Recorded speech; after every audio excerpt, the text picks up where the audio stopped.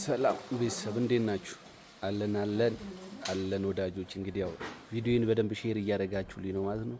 እቺ መኪና ዛሬ ከጋምቤላ ነው ተጭና እንግዲህ ወደኛ የመጣችው።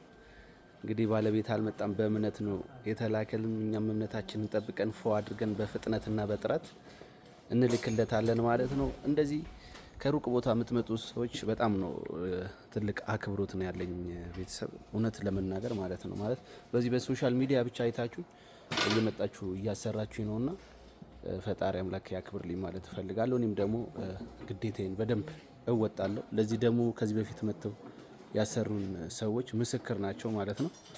እስቲ ይህንን ቪዲዮ እንግዲህ እንደተለመደው ላይክ፣ ሼር፣ ኮፒ ሊንክ እያደረጋችሁ ቱኬዲ ሞተር፣ ዲ4ዲ ሞተር፣ ቱዌሊቲ ማንኛውንም በናፍጣ የሚንቀሳቀሱ መኪኖች ለማደስ ሀሳብ ያላችሁ ሰዎች ቆም ብላችሁ እስቲ የት ነው ማደሰው የሚለውን አስባችሁ እድሉን ብትሰጡን ደስ ይለናል። እወዳችኋለሁ። እቺ ደግሞ ያው ከደብረ ብርሃን ነው የመጣችው። ሼር